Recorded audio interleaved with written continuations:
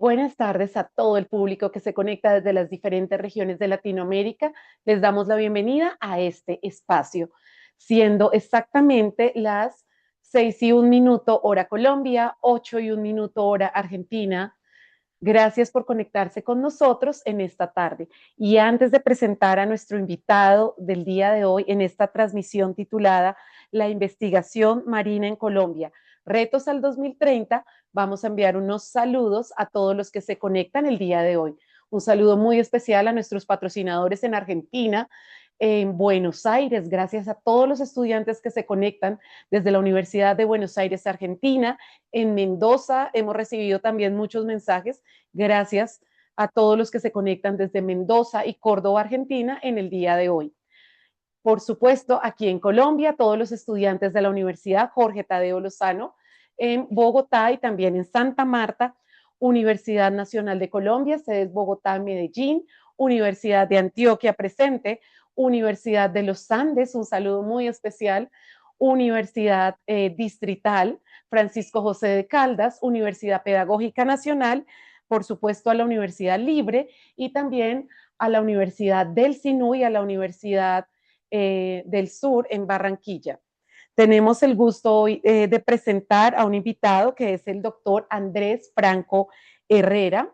Y antes de presentarlo a él, dialogando con él antes de arrancar esta transmisión en vivo, nos contaba o quería mencionar antes de arrancar esta transmisión a su abuela de origen libanés de Medio Oriente, que vino a Colombia alrededor de los años 40 en la Segunda Guerra Mundial, y ella se llamaba Luisa Sgay, y su abuela no solamente era conocida por haber entrado por el río Magdalena y vender telas, sino por su bondad y generosidad en Girardot. Entonces queremos enviar un saludo muy especial a toda la familia del doctor que llegó a Colombia y a todos los que se encuentran también en Argentina, ¿no? Que llegó otra parte libanesa a Argentina.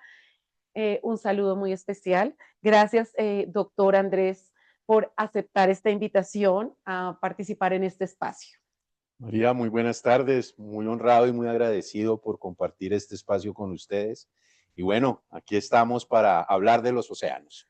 Claro que sí, doctor. Y para presentarlo, el doctor es biólogo marino de la Universidad Jorge Tadeo Lozano. Él es doctor en oceanografía de la Universidad de Concepción, Chile. Adicionalmente, ha publicado alrededor de 55 artículos y 8 libros. Tenemos aquí uno que se llama Biodiversidad. Ha sido un placer conocerte, un tema que estaremos abordando el día de hoy con la acidificación de los océanos. Entre las muchas publicaciones que tiene, adicionalmente, él es miembro correspondiente de la Academia Colombiana de Ciencias Exactas, Físicas y Naturales. También es expedicionario antártido. Estuvo el año pasado en la Antártida con el buque de la Armada y acaba de recibir hace unos pocos días una condecoración de parte de la Armada Nacional. En esta primera parte haremos preguntas desde aquí, desde Bogotá, Colombia, y en una segunda parte daremos paso al público con todas las inquietudes que puedan tener. Vamos a arrancar entonces, doctor, sin más preámbulo. ¿Cuáles son las amenazas más urgentes para los ecosistemas en el Mar Caribe? ¿Qué amenazas tenemos en este momento? ¿Cuáles son las más urgentes de atender? Claro que sí, Ana María. Pues primero, hablar del mar en Colombia es muy importante porque nuestro país es 50% mar. Entonces, cuando hablamos de amenazas que tenemos es hablar de amenazas del 50% del territorio nacional. Yo diría que hay varias, tal vez las más prioritarias tienen que ver con el calentamiento que han tenido los océanos. Hoy hablamos de que los océanos están en un estado febril y esto tiene unos impactos que hablaremos posteriormente seguramente en diferentes ecosistemas. Esto a su vez trae elevaciones en el nivel medio del mar que tienen impactos en términos de inundación en la zona costera.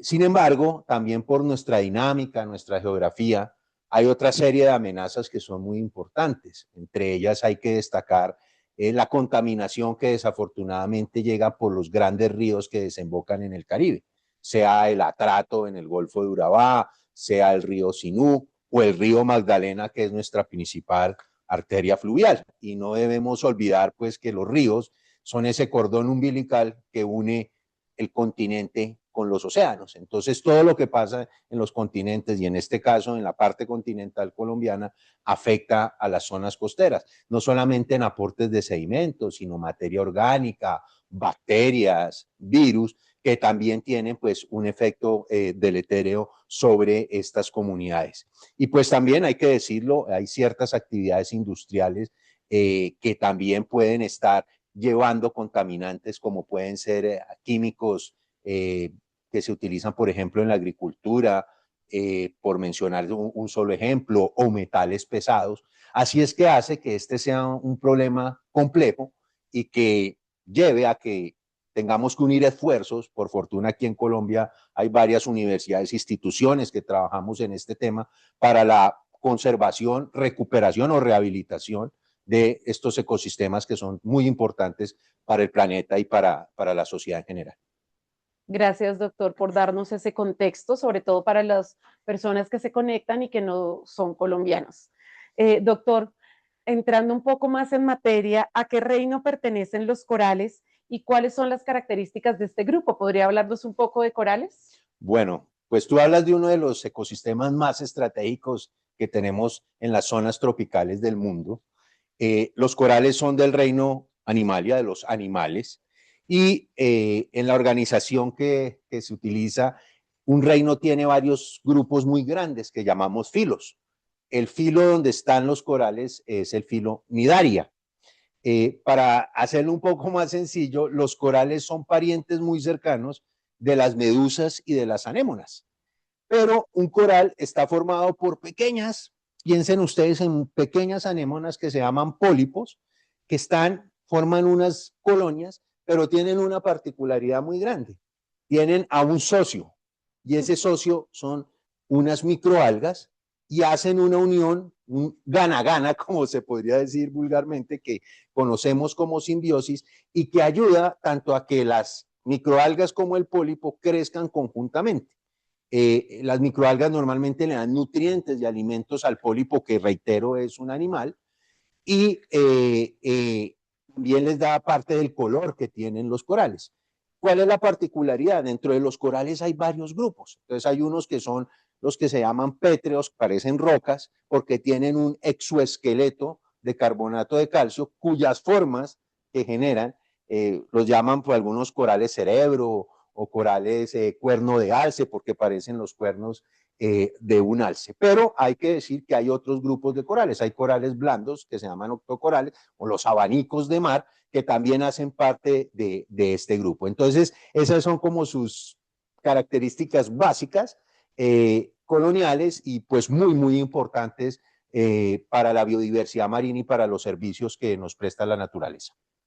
Doctor, ¿qué papel tienen los corales en el ecosistema marino?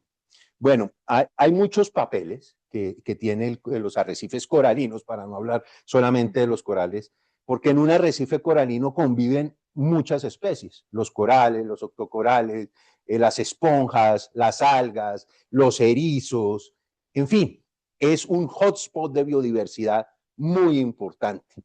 Son zonas de muy buena producción de alimentos, de refugio. Por eso también se les llama, junto a los manglares y a los pastos marinos, salacunas, porque muchas especies ponen sus huevos o sus organismos ahí porque hay mucha protección y hay alimento. Entonces, ese es el primer servicio.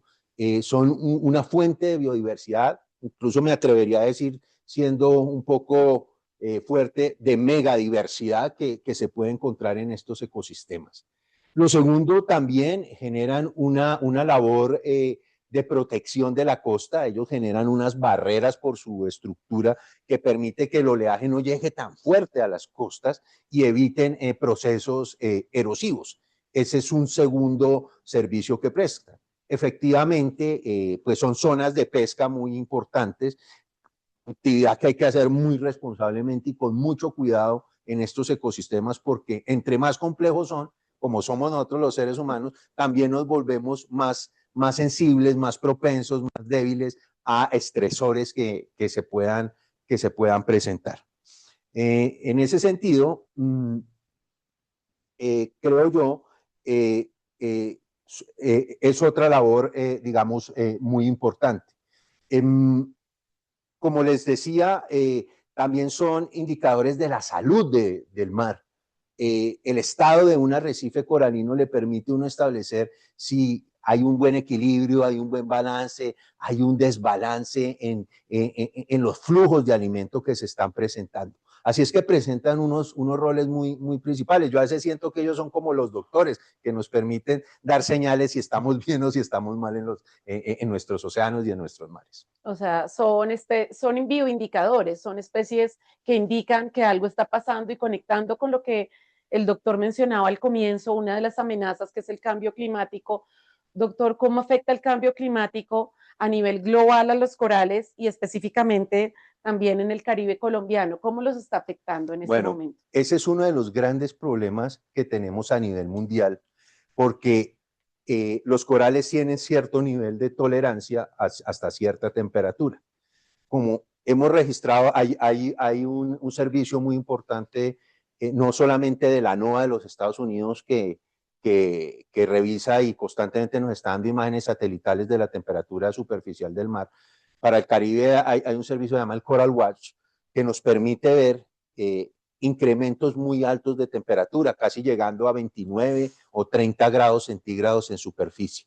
Eso al coral le genera un estrés, y el estrés se manifiesta en que esas microalgas se liberan, salen de los pólipos, y al salir de los pólipos se presenta el fenómeno que se llama blanqueamiento coralino.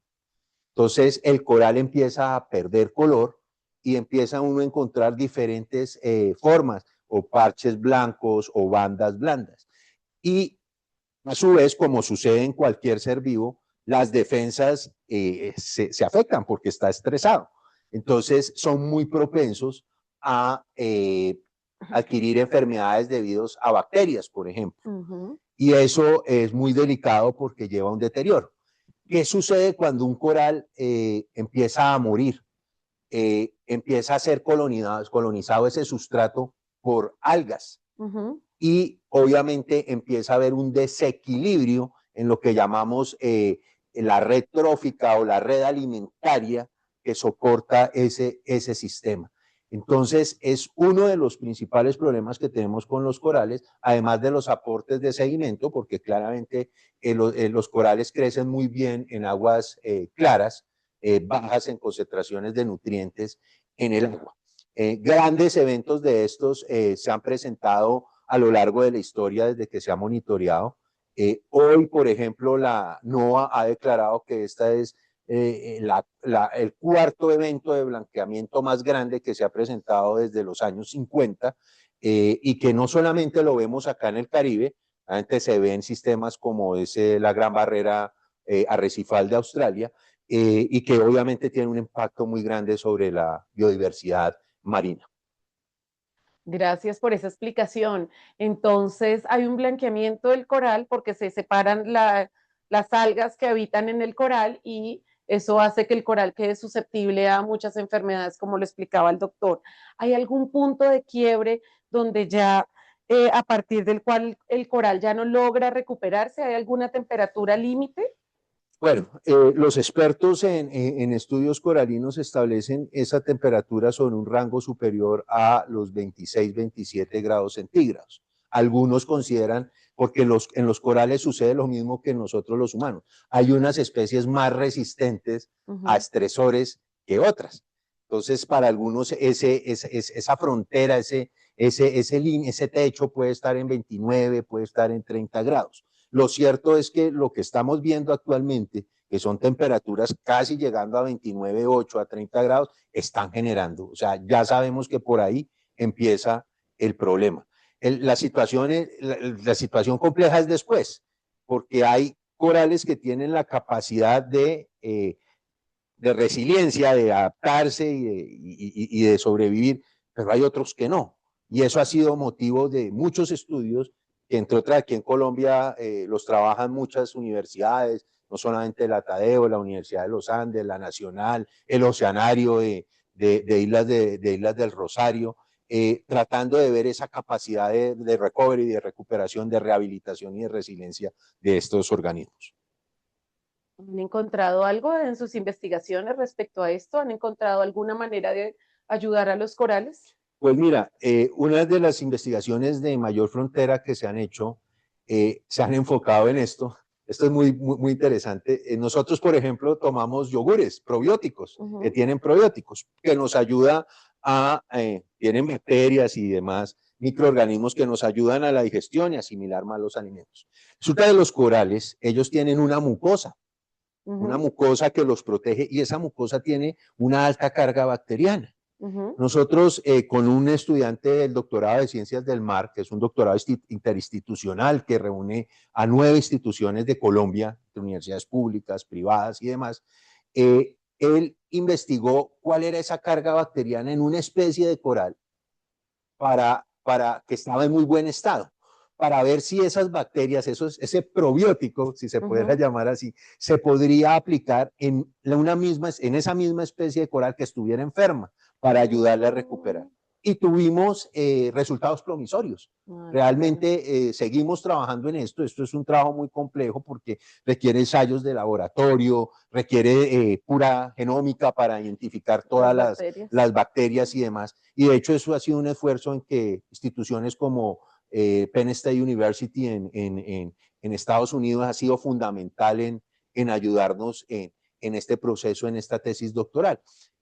Otras estrategias que se están usando son las famosas guarderías. Entonces, hay esfuerzos a lo largo del Caribe por distintas universidades, parques nacionales, que se cogen fragmentos de coral y para que crezcan y se puedan volver a replantar en aquellas zonas donde se han deteriorado. Hoy se está trabajando mucho en eso, no solamente como reproducción asexual, sino sobre todo con reproducción sexual para que el vigor genético sea mayor en esas especies que queremos repoblar. Entonces sí hay unos avances que esperamos cada vez sean más positivos y que nos ayuden pues a entender mejor cómo se recuperan naturalmente o cómo se les puede ayudar a los corales a rehabilitar mejor. Gracias, doctor. No sabía que existían estas guarderías y todo esto que estaba hablando de las bacterias que pueden transferir de una especie a otra. Doctor, ahorita, no sé si en todos los países, pero en Colombia se ha hablado de un fenómeno del niño que puede venir muy fuerte según las predicciones. No sé si eso ya está. ¿Cómo se presentan los fenómenos del niño y la niña en el Caribe colombiano? ¿Cómo afectan específicamente?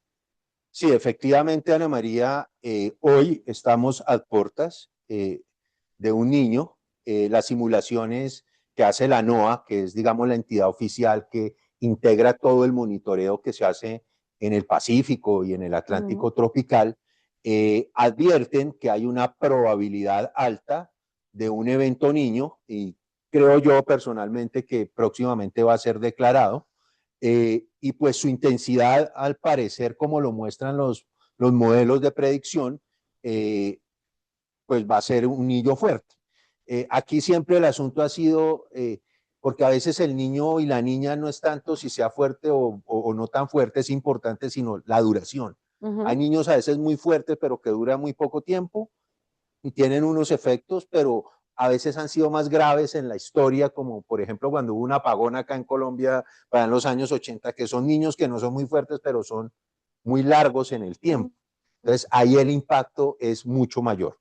El efecto en el Caribe es totalmente distinto a como sucede en el Pacífico.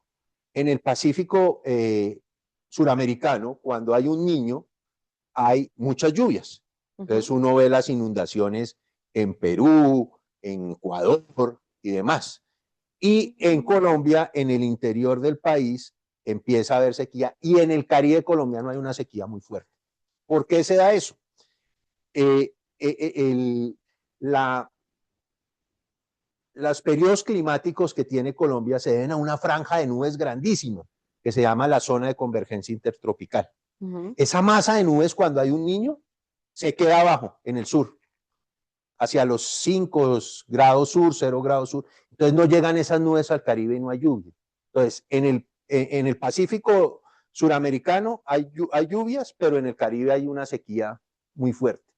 Y la niña es lo contrario. El evento niña causa fuertes sequías en el Pacífico suramericano, pero ahí entonces la zona de convergencia intertropical se queda arriba, se queda en el Caribe y genera muchas lluvias, y ahí es cuando vemos esas inundaciones tan fuertes que hemos tenido en años pasados cuando se ha presentado Niña en diferentes regiones del Caribe. Para nosotros eso es un efecto que tiene algunos impactos en la oceanografía del Caribe colombiano, pero sobre todo aquí el problema es el recurso hídrico, ¿no? Cuando hablamos ya de las poblaciones costeras. ¿Cómo afecta a las especies marinas este fenómeno del niño y la niña? Bueno, hay unos cambios en las dinámicas. Te voy a dar solo un ejemplo. Sí. Nosotros en el Caribe Norte, es decir, toda la costa de La Guajira y el Magdalena, se presenta un evento que es muy importante, que es afloramientos de aguas profundas. Eso se llama una surgencia. Y esas urgencias son muy importantes porque traen muchos nutrientes de aguas profundas, aguas un poquito más frías, ahí la temperatura baja como a 21 grados, 20 grados, a veces 19, y eso se da porque el viento sopla muy fuertemente. Como hay sequía, esos vientos, que son los alisios, siguen persistiendo y esas urgencias se vuelven más fuertes aún o duran más en el tiempo. Entonces, ahí hay un cambio, digamos, en la estacionalidad, si se puede llamar aquí, en la zona tropical, de las características físicas y químicas del agua que tienen unos impactos en las comunidades. Cuando sucede el evento Niña, pues también en muchos casos los aportes de los ríos, los caudales son mucho más fuertes, que están llegando al mar, entonces traen, como hablábamos al principio, más materia orgánica, más contaminación, el agua se vuelve más turbia. Entonces sí hay una variación en las condiciones físico-químicas que pueden estar causando esto y pues que pueden tener un impacto sobre las comunidades biológicas preexistentes. ¿Para cuándo se espera el fenómeno del niño, el que habla más o menos en las predicciones? Pues mira, históricamente los eventos niño empiezan hacia finales de octubre y noviembre, a veces desde septiembre, y tienen su pico hacia el mes de diciembre, por eso se llama el niño, porque así lo descubrieron los pescadores de Perú en una Navidad. Y después empieza su caída. Sin embargo, viendo los reportes del IDEAM, viendo los reportes de la NOAA, se cree que de pronto hacia julio o agosto podríamos ya estar empezando la fase inicial del evento niño. Para declarar un evento niño en el mundo se requiere que la temperatura promedio del mar suba 0.5 grados durante 3 meses seguidos. Ahí ya se puede empezar a declarar. 3 meses, 0.5. Sí, positivo. O sea, por encima del promedio. Niña es 0.5 negativos. Negativos, hacia abajo. Aunque hoy ya usamos no solamente la temperatura superficial del mar, sino índices, hay un índice que se llama el índice MEI, M-E-I, que no solamente tiene en cuenta la temperatura, sino tiene en cuenta información del océano e información de la atmósfera, porque al final el evento niño es una variación en ese acoplamiento océano-atmósfera, en ese matrimonio, que cambia no solamente la temperatura o las lluvias, sino también la velocidad y la dirección del viento, etc. Entonces este índice es muy integral y nos ayuda a entender cuándo hay niño y la intensidad del evento niño. Siempre tiene entonces muchas sí, esto tiene su arte. Doctor, cuando nosotros pensamos en los manglares, siempre pensamos en un ecosistema importante, pero ¿por qué los manglares son ecosistemas tan importantes? ¿Qué papel nos podría hablar? Me encanta esa pregunta, porque el manglar es como el patito feo de los ecosistemas marinos, porque es dificilísimo de trabajar. Es un ecosistema súper denso, en lodo, muchos insectos. Sí. Es complejo, es de los ecosistemas más complejos de trabajar, pero es uno de los ecosistemas para mí más maravillosos que existen en el mundo. ¿Por qué? Porque por un lugar, al igual que los corales, es una salacuna impresionante. O sea, la riqueza de flora, de fauna, entre ellos aves, reptiles, algunos mamíferos que allá habitan, es impresionante. Por ejemplo, hay zonas en el Caribe que son puntos de descanso de aves migratorias de Norteamérica o de Suramérica, como es el santuario de flora y fauna en la Ciénaga Grande de Santa Marta. Entonces, eso es lo primero. Lo segundo es un constructor. Él tiene muchas raíces que son como zancudas trípodes y eso atrapa sedimento y permite generar costa, playa, pero a su vez también permite proteger a las poblaciones o a las comunidades porque es una barrera natural contra huracanes, contra fuertes lluvias, contra fuerte oleaje. Entonces, es una maravilla, pero ahora tiene otra función fenomenal, y es que es uno de los ecosistemas que más absorbe CO2 antropogénico. Entonces, es un actor principal en la problemática de cambio climático. Y ese carbono, ese CO2, ese dióxido de carbono, lo absorbe y lo transforma en materia orgánica en uno de los procesos más maravillosos que tiene la naturaleza, se llama la fotosíntesis, que es, tengo sol, tengo CO2 y produzco carbohidratos, azúcares. Eso es una maravilla. Y ellos transforman ese CO2 que se ha producido, por ejemplo, por la quema de combustibles fósiles y demás, y lo guardan no solamente en sus hojas, en sus tallos, sino en el sedimento. Hoy por hoy, eso, hay grandes programas, hay un programa maravilloso que se llama Proyecto Vida Manglar, que se trabaja en las costas de Sucre y de Cesar con la comunidad, y que está, entre otras, certificado por empresas europeas que hablan de carbono azul y de carbono verde, y que permite vender bonos verdes a empresas y demás que tienen algún daño, y es como una medida de compensación. Esos dineros en teoría entran para seguir protegiendo y conservando ese ecosistema, pero también para mejorar la calidad de vida de las comunidades asociadas al ecosistema de manglar. Y ese proyecto Vida Manglar, que lo pueden buscar en internet, es un ejemplo maravilloso porque las comunidades son las que cuidan el manglar, hacen las siembras, hacen todo un esquema de ecoturismo. Es un ejemplo maravilloso.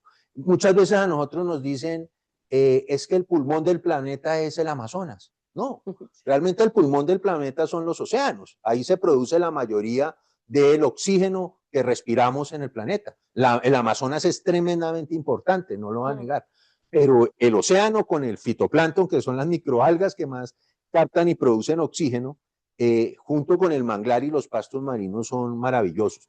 Quiero decirles, para cerrar, que un manglar puede absorber casi 6 veces el CO2 que puede absorber un bosque tropical terrestre. Entonces son tremendamente estratégicos, y realmente es un ecosistema maravilloso que el que por favor tenga la posibilidad de conocerlo, vaya, es realmente impactante. Se llama Proyecto Vida Manglar en Sucre. Sí, es un proyecto muy grande donde está entidades como Conservación Internacional, parques, el INVEMAR, bueno, se me escapan las asociaciones locales de pescadores y comunidades del sector de San Antero, de Cispatá y demás. Es maravilloso ir a visitar ese proyecto. Es un ejemplo de que en Colombia hay proyectos que son replicables y ejemplo para el mundo en términos de conservación y de recuperación de ecosistemas. Gracias, no conocía ese proyecto.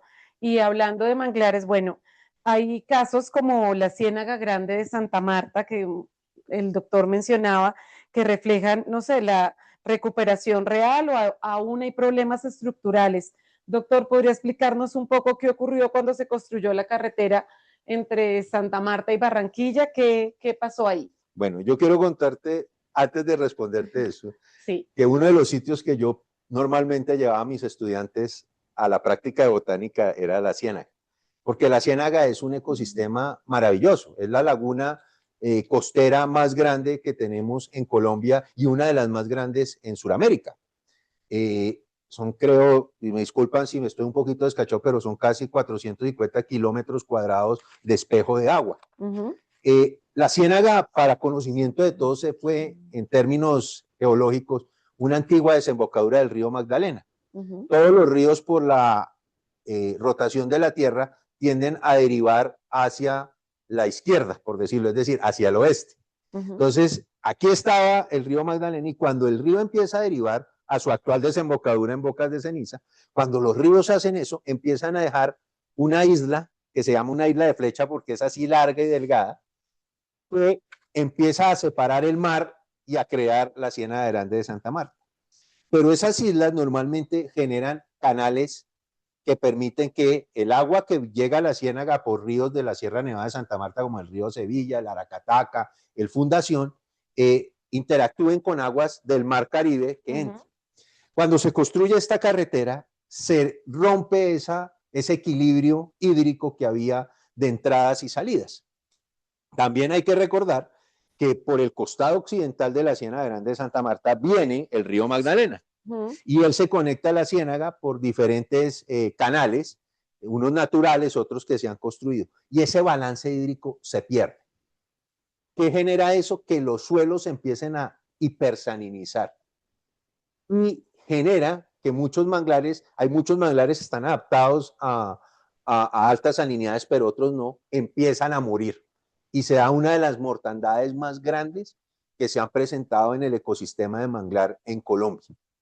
Cuando eso sucede,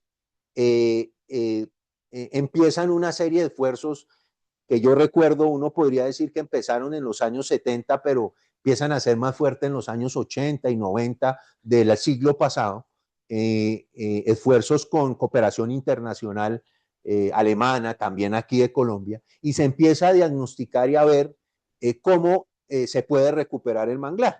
Y empiezan a haber una serie de soluciones, se abren algunos canales en la carretera que no fueron suficientes, empiezan a haber programas de resiembra y de rehabilitación del manglar, que ha llevado a que efectivamente a través de estas décadas la ciénaga se haya recuperado poco a poco, pero aún subsisten problemas delicados, porque el problema de la Ciénaga Grande de Santa Marta no es un problema del Caribe, es un problema de todo el país, porque a ella le llegan aguas del río Magdalena y el río Magdalena cruza todo nuestro territorio. No es un problema territorial, es un problema ambiental nacional que hay que saberlo abordar adecuadamente para su recuperación. Recibe mucha sedimentación, estos canales que comunican la ciénaga con el río Magdalena permanentemente tienen que ser dragados, en fin, ha habido una evolución, pero creo que también ahí lo más importante es los procesos también de recuperación y trabajo con las comunidades, porque muchas comunidades pesqueras asociadas a la Ciénaga Grande de Santa Marta, pueblos parafíticos que viven o vivían de los recursos de la ciénaga, también fueron afectadas. Y hoy por hoy, por eso hablamos de socioecología o otra serie de términos, porque realmente la ciencia debe entenderse siempre con y para la comunidad y para el servicio de la sociedad y el mejoramiento de los ecosistemas y su recuperación o conservación dependiendo el estado en que ellos se encuentren. Ese fue el gran problema de la Ciénaga Grande de Santa Marta. Complejo. Sí, fue complejo. Y es complejo. Es complejo aún. Sí. Uy, gracias por ese panorama que nos da, doctor. ¿Qué retos vienen para la investigación marina en el 2030 en Colombia antes de darle paso al público? Pues Ana María, mira, yo creo que son muchos. Como les decía, Colombia, el 50% de su territorio marítimo, de su territorio es mar. Eso nos pone unos retos muy grandes. Nosotros creo que tenemos varios retos. Uno es seguir conociendo nuestra biodiversidad, tal vez con un énfasis más actualmente, con una frontera más hacia el océano profundo. Hay mucho que nos falta conocer sobre el océano profundo. Las pocas expediciones que se han hecho en Colombia son maravillosos lo que muestran en aguas por debajo de los 500, 1000 o a veces hasta 4000 metros de profundidad. Somos uno de los países más biodiversos del planeta, por lo cual es muy importante. Creo que el siguiente reto está fijado a esa biodiversidad y es que nosotros creemos desde una misión que se llamó la Misión de Sabios que se hizo en 2019, que buena parte del futuro del país está en la bioeconomía y la bioeconomía está ligada mucho a la bioprospección y a la biotecnología. Y creo que hay mucho por investigar en compuestos activos que tienen muchas especies marinas para la farmacéutica, en fin, para diferentes campos que hay que desarrollar. Yo guardo la esperanza de que la bioeconomía sea uno de los sectores más productivos al 2030 y que genere mucho empleo. El otro reto que tenemos es la investigación, pero sobre todo las acciones frente a la contaminación. Nosotros en los últimos años, no solamente en el Caribe, sino en la Antártica, hemos venido trabajando en microplásticos y realmente los temas de contaminación por microplásticos son bastante graves en diferentes ecosistemas y especies que necesitamos ver cómo lo enfrentamos, pero pues ustedes saben que este es un problema también social, socioeconómico que impacta a los ecosistemas marinos, más las contaminaciones que hemos hablado debido a bacterias, debido a virus, debido a metales pesados, a productos agroquímicos. Ese es un tema que hay que abordar, pero hay que entender lo que lo tenemos que abordar como región. El Caribe es una gran cuenca donde muchos países confluyen, ¿cierto? Entonces, también estos esfuerzos internacionales, y creo que ese es otro reto, que nuestras investigaciones tengan un trabajo más mancomunado, más de red con todos los países asociados a las cuencas del Caribe. Tal vez el mejor ejemplo de eso es el tema de las tortugas marinas. Nosotros que trabajamos mucho en conservación de tortugas marinas, vemos como estos animales, junto como con los tiburones, son unos vectores de conexión biogeográfica entre el Caribe Sur, el Caribe Norte, las islas de las Antillas, incluso sobrepasan la frontera y entran al Golfo de México, y ese es un reto muy grande para la investigación marina. Y el último que lo tengo que decir para no alargarme, los recursos. Realmente es muy importante. Tenemos pocos recursos para la investigación marina y realmente los necesitamos. No nos olvidemos que hay un porcentaje alto de la población colombiana que vive en las costas, que la proteína animal para los hijos y demás proviene del recurso marino y pues necesitamos conservar, cuidar y sostener en el tiempo eso. Entonces, la financiación también se ha vuelto un reto muy importante para la investigación marina en los siguientes años. Gracias, doctor, por este panorama. Siendo las 6:37 hora Colombia, damos paso al público. Hoy tenemos unos minutos más de entrevista. Listo, empecemos con las preguntas del público. Gracias, doctor. Colombia tiene 2 océanos, pero pesa poco en las decisiones globales. Con su experiencia en el exterior, ¿qué tiene la ciencia colombiana para enseñarle al mundo? Bueno, qué pregunta tan maravillosa. Nosotros debemos reconocer que Colombia siempre en su historia ha sido un país agrícola. Aquí han habido muchas reformas agrarias, pero nunca hemos hablado de una reforma del océano. Y fue porque buena parte de la población se volcó a la producción de alimento, sobre todo alimento en el continente, ¿sí? Países como Chile, que muy seguramente nos pueden estar escuchando hoy, son países que el mar es muy importante para su sostenimiento. Y esa es digamos, una de las enseñanzas que he visto yo en el exterior. Países como Chile o el mismo Perú, que es un gran productor de harina de pescado, cuando su economía y sus recursos tienen que venir del mar, hay un desarrollo de ciencia, de tecnología, de innovación, a partir de políticas públicas muy importantes. Yo creo que Colombia, para contestar la segunda parte de la pregunta, es ejemplo en varios aspectos. Creo que somos ejemplo muy importante en producir recurso humano muy bueno para el estudio, por ejemplo, de la biodiversidad. Y en eso no solamente quiero hablar de la biodiversidad marina, sino en la biodiversidad terrestre. Hay ejemplos muy grandes de investigadores colombianos como Fernando Trujillo, como Juan Armando Sánchez, como la profesora Elvira Alvarado, que han sido ejemplo a nivel mundial en diferentes proyectos, ya sea del delfín rosado o de los corales y sus guarderías o de los corales de profundidad. Colombia enseña mucho de eso. Y también somos un ejemplo muy grande hoy en áreas marinas protegidas. Colombia, o mejor, después de los acuerdos de Kunming-Montreal en biodiversidad y que dan pie, entre otras cosas, a la creación de nuestro nuevo Plan de Acción de Biodiversidad 2030, hay un objetivo que es que se conserve el 30% del territorio marítimo y terrestre en alguna figura de conservación. Colombia ya logró esa meta en el campo marino y está muy cerca en el campo continental.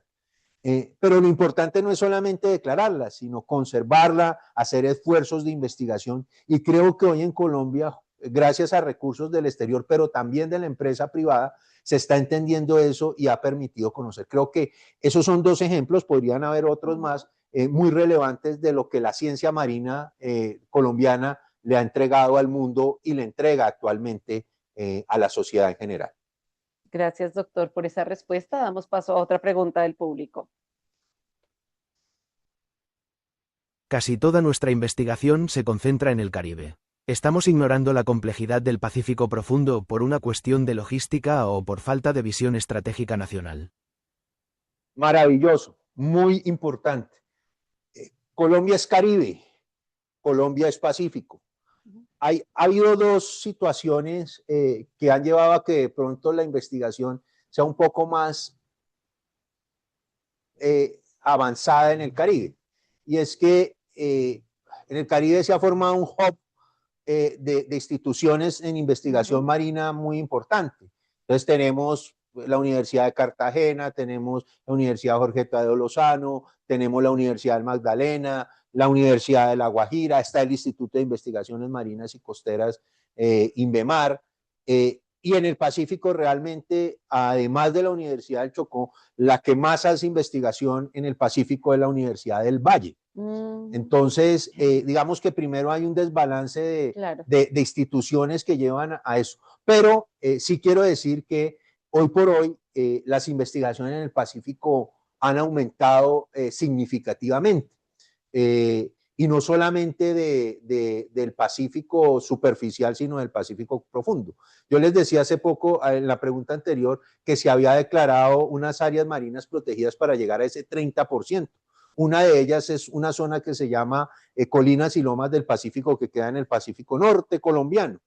Entonces, ahí cada vez conocemos más investigaciones al respecto. La Comisión Colombiana del Océano, por ejemplo, tiene unas expediciones, no solamente a Seaflower, sino también tiene expediciones muy profundas a Gorgona, a Málaga, donde se reúnen varias instituciones para conocer la riqueza natural del Pacífico. Pero hay algo mucho más importante, y es que el Pacífico sí tiene un esfuerzo muy grande internacional, porque nuestro Pacífico colombiano hace parte de una región biogeográfica muy importante, que es el Pacífico Oriental Tropical, que une islas y son corredores naturales marinos de una gran biodiversidad, como es Galápagos, Malpelo, Gorgona, Bahía Málaga, que no es isla obviamente, Cocos, Coiba arriba, y esa zona es una zona altamente estratégica, no solamente en términos de biodiversidad, sino de protección de muchas especies, donde el Pacífico colombiano tiene un rol muy importante. Pero sí creo firmemente que se deben ampliar los esfuerzos para las investigaciones en el Pacífico, que entre otras muestran unos trabajos maravillosos. El trabajo en el Pacífico con las piangüeras, que son unas comunidades que capturan piangua en el manglar, que es una especie, un bivalvo comestible desde una culturalidad muy grande. Eso lo hacen solo las mujeres en el Pacífico y lo hacen cantando. Es una cosa maravillosa. El mar no es solo plantas y algas, hay una cultura, un conocimiento, una compenetración de estas comunidades con el mar y el mar con ellos que realmente es digno de ver y de admirar y de aprender de estas comunidades. Yo quiero decir que yo como biólogo marino, sí, yo he aprendido muchas cosas en la universidad, pero a mí los que más me han enseñado, debo decirlo, son las comunidades, los pescadores. Estas personas tienen un conocimiento tradicional y tan profundo del mar que realmente le enseñan a uno mucho en campo y en tiempo real además. Gracias, doctor. Damos paso a otra pregunta. Si pudiera hacer realidad cualquier proyecto con respecto al mar para Colombia o el mundo, ¿cuál sería y por qué?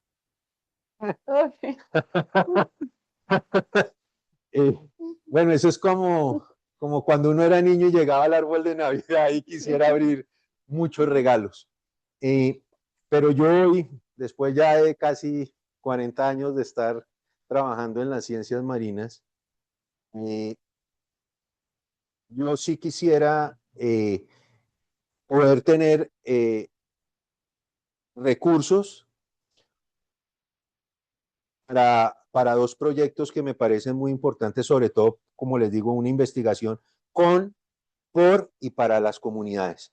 Y uno es el tema de la acuicultura marina. La acuicultura marina es un tema que realmente se ha rezagado en este país y que se podría hacer con siendo responsables, sostenibles, cuidando el ambiente. Creo que sería muy importante para mejorar la calidad de vida de muchas comunidades costeras. Y yo siempre he estudiado ecología marina. Yo estudio los microanimales y las microplantas, que nosotros llamamos el fitoplancton y el zooplancton. Y siempre ha sido un sueño para mí saber cómo estas microalgas y estos organismos aportan a la protección en el Caribe colombiano o en el trópico, a la captación de CO2. Hay una cosa en los océanos que se llama la bomba biológica. Cuando se habla de la bomba biológica es como una bomba de vacío que succiona CO2 y lo lleva al fondo. Yo creo que nuestros mares tropicales actualmente tienen un rol supremamente importante en eso. Y hemos logrado investigar solo una parte. Y a mí sí me gustaría poder llegar a eso porque nuestra experiencia nos dice que los mares tropicales, además de la biodiversidad, tienen unas funcionalidades muy importantes en el equilibrio del planeta. Yo sé que suena muy científico, pero realmente de pronto ahí podría estar la solución o parte de la solución a esta problemática de gases de efecto invernadero que tanto daño nos está haciendo al planeta. Gracias, doctor, por esa respuesta. Damos paso a otra pregunta del público. ¿De qué manera contribuye el Estado en la investigación marina? Bien, Colombia actualmente tiene diferentes modelos para apoyar la investigación marina. Tal vez el más grande son las convocatorias que hace el Ministerio de Ciencia, Tecnología e Investigación, Ciencia, Tecnología e Innovación, donde uno de los focos estratégicos es los océanos y los recursos hidrobiológicos.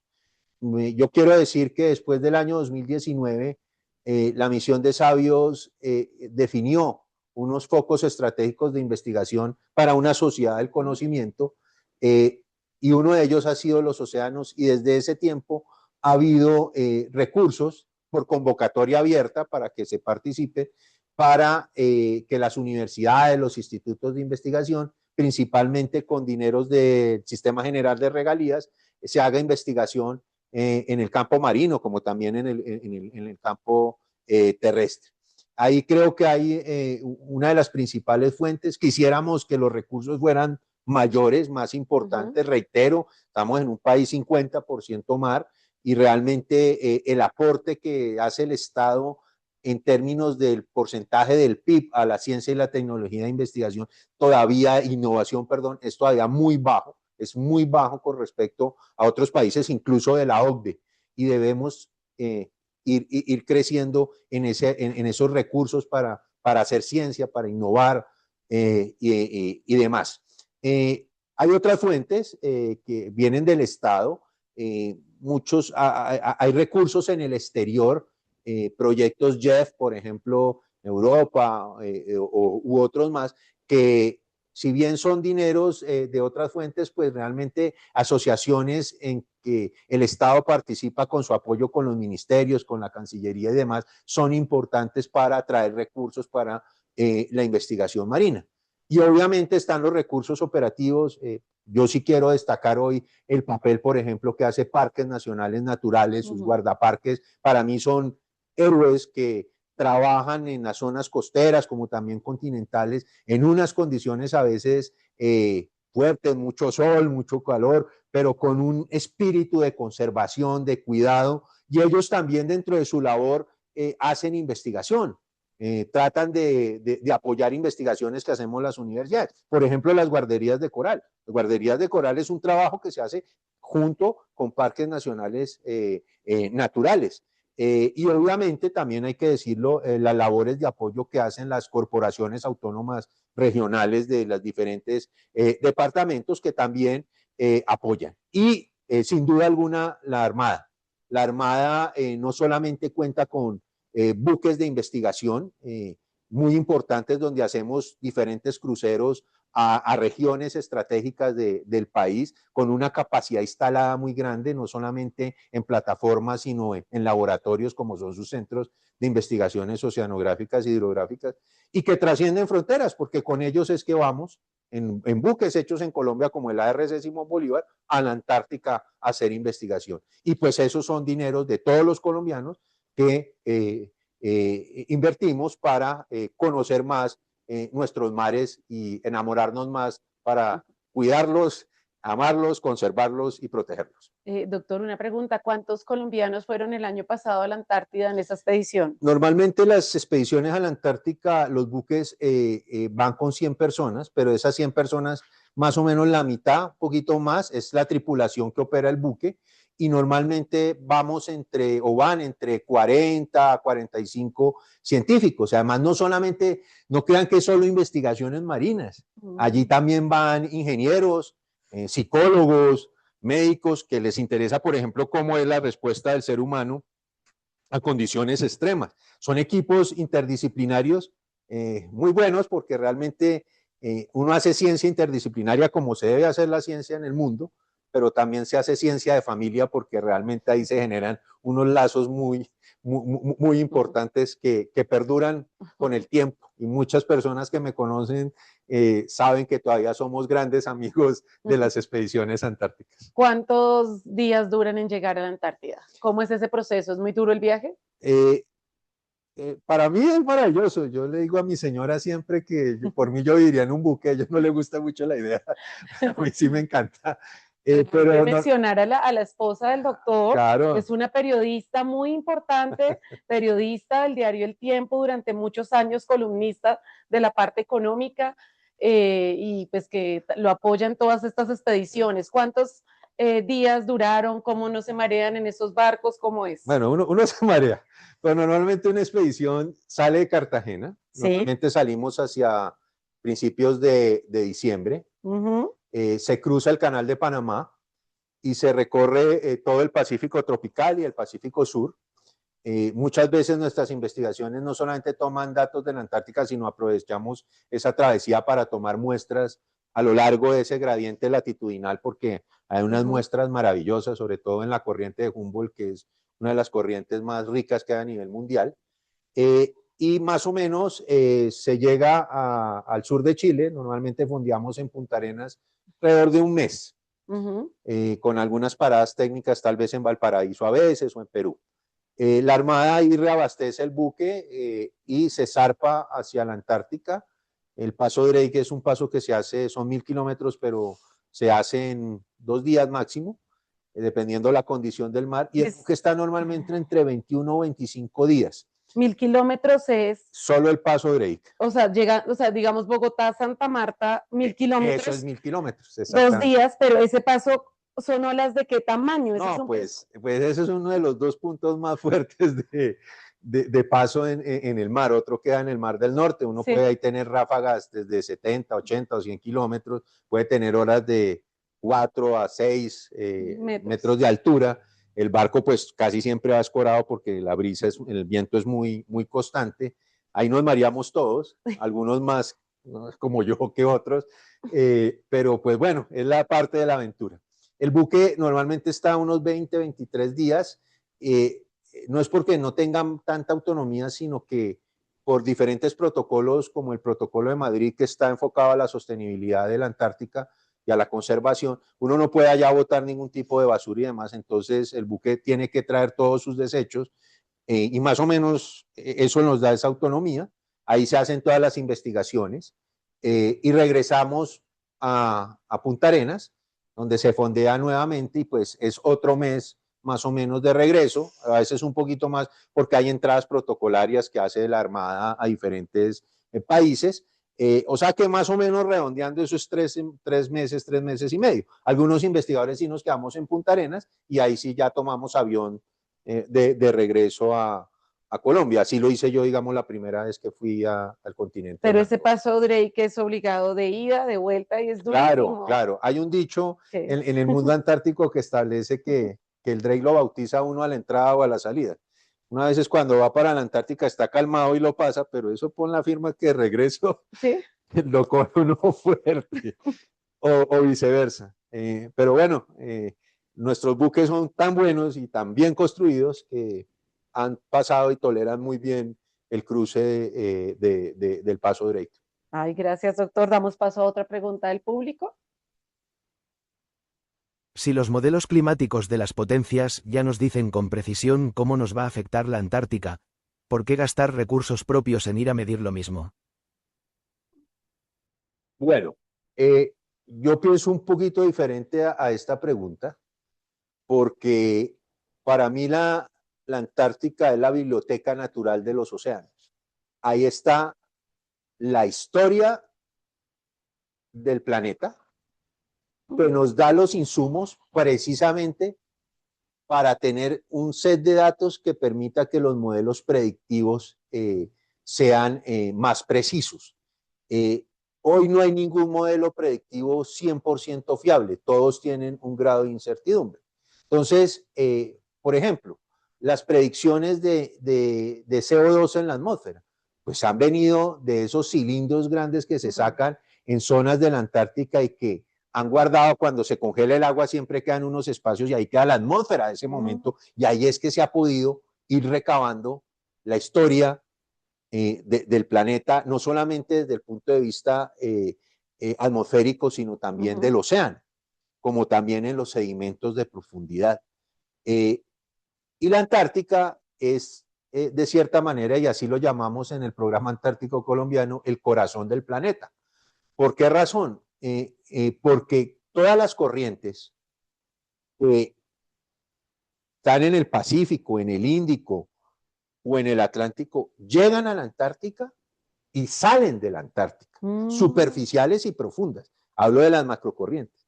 Es decir, cuando uno muestrea en la Antártica, está muestreando no solo la Antártica, está muestreando lo que ha pasado en el planeta o lo que está pasando en el planeta. Y todavía hay mucho por descubrir. Pero creo que la pregunta que me parece fenomenal tiene algo de más de fondo que siempre nos preguntan a los expedicionarios antárticos. Y es, en el mismo sentido de la pregunta, ¿por qué si hay tanto para investigar en Colombia en el mar? Y usted acaba de decir que el 50% del territorio, ¿qué hace yéndose 5.000 kilómetros para abajo a investigar? Pues quiero decirles que los mares no separan los continentes, los unen. Y para que ustedes se sorprendan, en el Caribe colombiano, cuando uno baja 400 o 50, 500 metros de profundidad, ahí vienen aguas que se llaman aguas intermedias de la Antártica, que son aguas que se hundieron en la Antártica, han viajado por todo el Atlántico a esa profundidad y llegan al Caribe. Pero le voy a dar una respuesta más social. Yo les dije que yo estudiaba microalgas. Entonces, alguna vez alguien me hizo una pregunta de ese tipo y le dije, pues yo estudio esto, yo voy a la Antártica por las comunidades de Nariño, del Cauca y del Valle del Cauca. ¿Y cómo es eso? Le dije, pues sí, porque resulta que esos hielos que están allá y que se están descongelando sobre la parte, digamos, que está dentro del mar, crece una capa de microalgas, como moho, si se quiere decir. Esas microalgas son las que alimentan el krill, que es el crustáceo que comen las ballenas. Y ese krill se lo comen las ballenas. Y son esas ballenas jorobadas las que migran y llegan al Pacífico colombiano, a todas estas costas, y reactivan, al menos por unos meses, fuertemente la economía de esas comunidades, mejorando sus ingresos en actividades de ecoturismo, de hospedaje, de alimentación, y les permiten mejorar en parte su calidad de vida. O sea, hay que recordarse que la Antártica es un patrimonio de la humanidad y todos los países deberíamos tener la obligación de investigarla. Y no es solamente por los modelos. Recuerden que más del 75% del agua dulce del planeta está en la Antártica. Y ese va a ser el principal tesoro de nosotros en un futuro. No va a ser el petróleo, no va a ser el gas, pero sí el agua. Porque esa, ahí sí, como decía algún comercial alguna vez, el agua es vida. Entonces, hay muchas razones para ir a la Antártica, pero pues quisiera contestar esta pregunta con esos dos ejemplos. Gracias, doctor. Vamos a dar paso a otra pregunta. ¿Qué tan real es el tema de los microplásticos, y específicamente en Colombia? Pues gracias por la pregunta, es un problema muy real. Nosotros desde la Universidad Jorge Tadeo Lozano hicimos unas investigaciones para el Caribe Norte, Guajira y Magdalena, y el Instituto de Investigaciones Marinas y Costeras INVEMAR tiene una red que se llama la Red CAM, la Red de Calidad Ambiental Marina, que tiene estaciones en el Caribe insular, en el Caribe continental y en el Pacífico continental.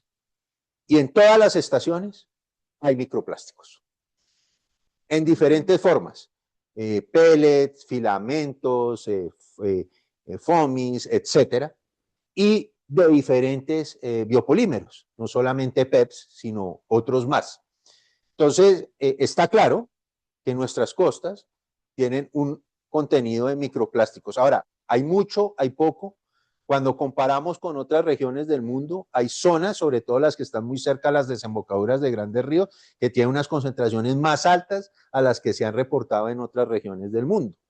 Otras zonas tienen concentraciones, es decir, número de microplásticos por metro cúbico de agua menores. Pero es un problema real y es un problema complejo.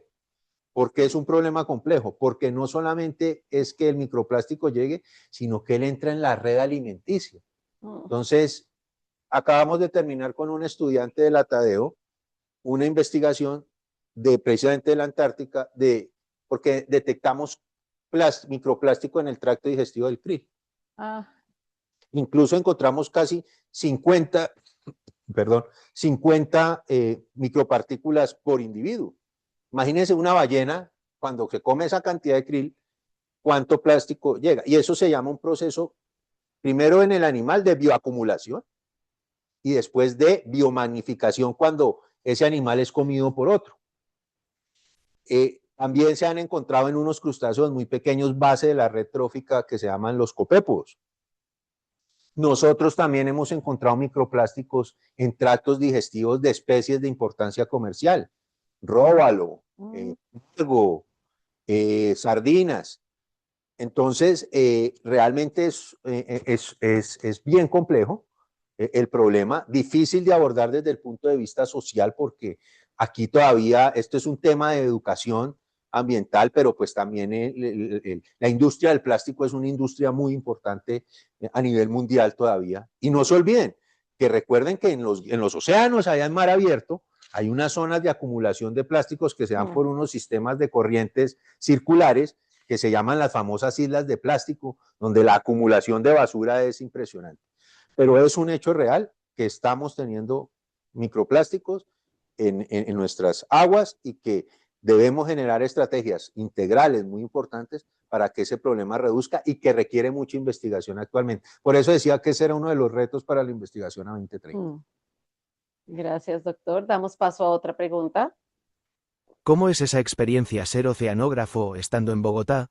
¿Qué recomienda a los neoinvestigadores para lograr proyectos significativos y pertinentes y empezar a estudiar para formarse como biólogos o investigadores? Signo de cierre de interrogación. Muchas gracias por la pregunta. Bueno, yo quiero contarles que la verdad la mayoría de mi vida no le he pasado acá en Bogotá por razones de mi profesión. Sí. Yo realmente me fui muy joven, a los 19 años, a terminar mi carrera. En ese momento se hacía en Cartagena. Y desde allá no volví. Yo pasé casi 22 años viviendo permanentemente en el Caribe y un tiempo en Chile cuando hice mi doctorado. Pero como todo en la vida, a medida que uno va avanzando, y sobre todo a quienes somos profesores o investigadores, tenemos que aprender de la vida administrativa, porque hacer investigación no es solo salir al mar y coger sol, caretear, bucear, tomar muestras. Eso atrás tiene todo un proceso administrativo de aprender a hacer presupuestos, de normatividad, de permisos, de planificación. Entonces, eso es lo bonito de esta profesión, uno aprende de todo, hasta de administración de empresas, aprende uno y de leyes.